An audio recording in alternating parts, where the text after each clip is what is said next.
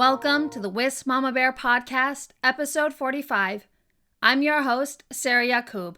Today's topic, with privilege comes responsibility.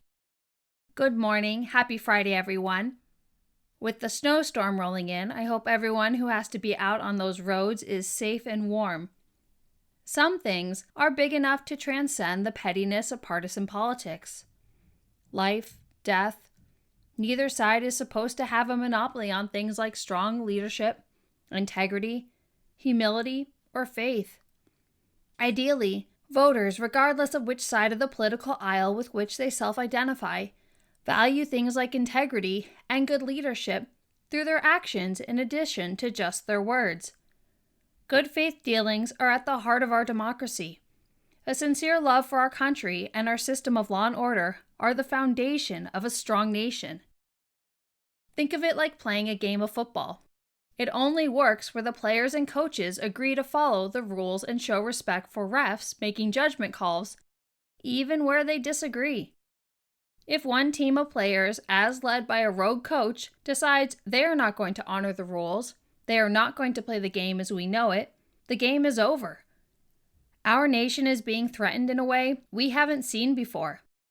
We have people so brainwashed in the Kool-Aid that is the unhinged conspiracy theories of a personality-disordered outgoing president that they're literally ready to burn the place down in furtherance of their warped crusade. Last week's terrorist attack on our nation's capital was an attack on all of us as Americans. Those behind it and their local extremist enablers are promising more to come. The St. Croix County Republican Party even posted a list of supplies to get, as if one were expecting an apocalyptic attack on our nation. St. Croix County Republican Chair John Kraft has not been shy about his extremism. The reckless rhetoric with themes of violence and calling our fellow neighbors words like enemies and tyrants finally caught the attention of national news media. John Kraft serves at the pleasure of and enjoys the funding of local Republican leadership.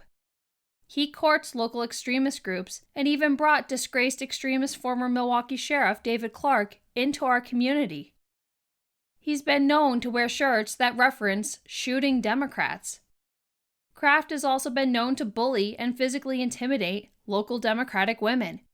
He stands over 6 feet tall and is somewhere between 2 and 220 if I had to guess. He once circled the car of a young Democratic woman. Like most bullies, though, he's a coward. He won't stand up to or try to intimidate men, but rather targets women. He's also never been shy about his fanaticism. Take the following example from Sunday, January 10th, 2021. Person A. The second will be used to defend the first. Winking emoji. John Kraft. Only if communications and functional command and control is in place. ...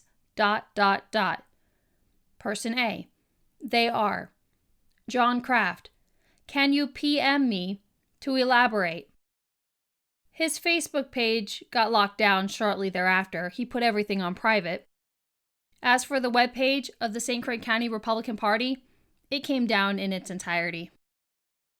St. Croix County Sheriff Scott Knutson honorably stood up against John Kraft and his extremism. Sadly, we've heard essentially nothing but crickets from the local politicians who used John Kraft and his extremism to get elected. Leadership is hard. It is not for everyone. It carries tremendous responsibility that holds significant consequences with failure to fulfill that responsibility.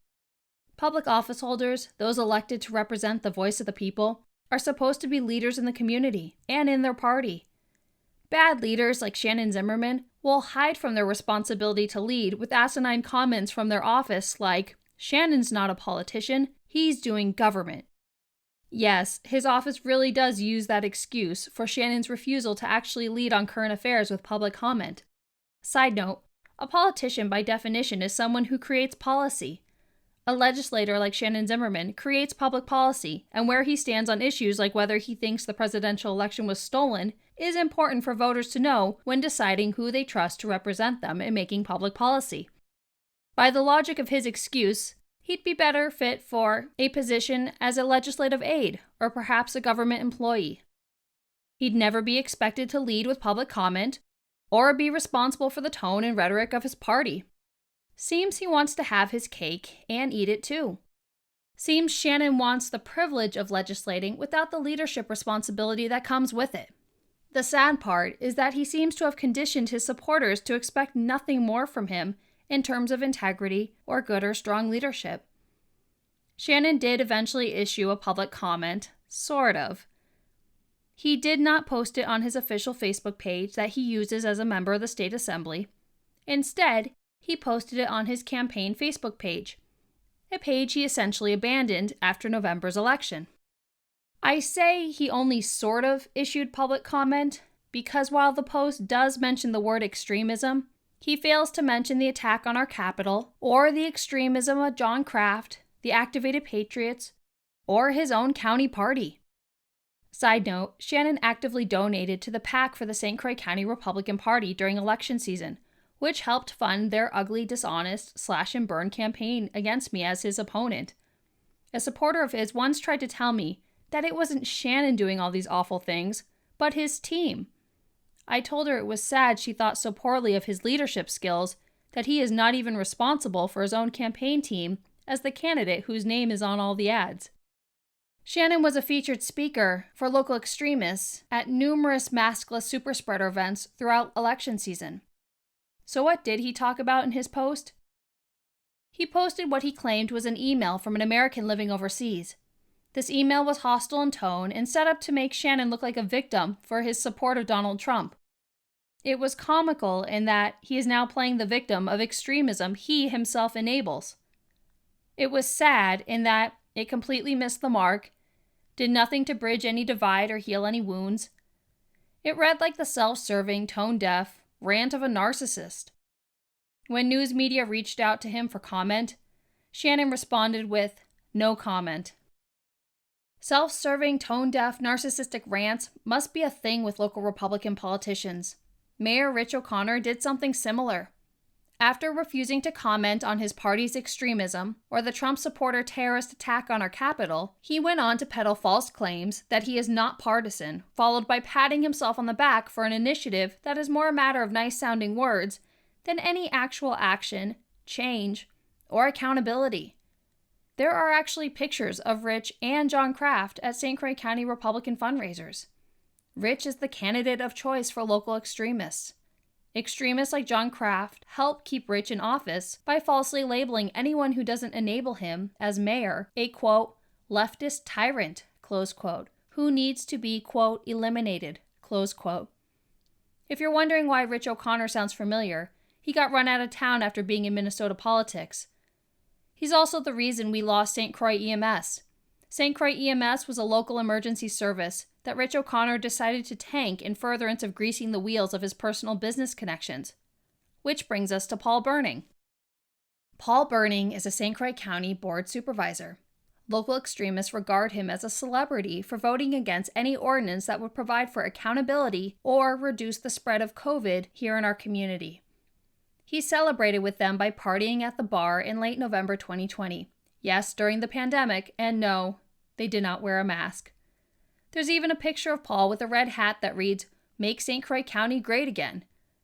Paul was very supportive of Rich O'Connor in his agenda to take out St. Croix EMS. Has Paul personally denounced the extremism he actively enables? No.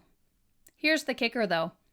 During election season in the spring of 2020, Paul campaigned on claims like the following. Paul Burning, quote, "I made a pledge to the people that signed my nomination paperwork, the folks I have spoken to at doors, and those that are endorsing me, that I will not accept any is in all caps, partisan office holder or any party endorsements, support, or money. This is a nonpartisan race, and I promise that all is in all caps, people will be comfortable to approach me with any issue if elected to the county board. That is my pledge and promise to each and every one of you! Exclamation mark. Imagine my surprise when I learned that during this time, he was actively donating to local Republican politicians and John Kraft's Republican Party. Once elected, Paul Burning would go on to be a Facebook troll, bad-mouthing his constituents behind their back and spreading a ridiculous conspiracy theory that moderators of a local Facebook community page were fake aliases. It sounds and is ridiculous, but it caused a lot of drama for the persons involved. Once elected, Paul Burning became the darling of local extremists and abandoned his pledge in its entirety. Maybe he's learning from his fellow local Republican politicians, and that his integrity doesn't so much matter if he has the money and backing of local extremists. What is the cost of the silence of local politicians on current affairs, namely the terrorist attack on our capital and local extremists? Enabled more of the same. What happens when those elected to lead care more about enjoying the privilege of power than the responsibility that comes with the job? It hurts everyone. Politicians like Rich O'Connor, Shannon Zimmerman, and Paul Burning have a responsibility to speak up and out against the local extremism that, while loud, reflects only a small minority of our community. The fact that they refuse to do so not only speaks to their cowardice, but their lack of fitness for office. Rich O'Connor, Shannon Zimmerman, and Paul Burning either stand strong and denounce this extremism, or it's time to resign. Episode 46 Monday. See you there.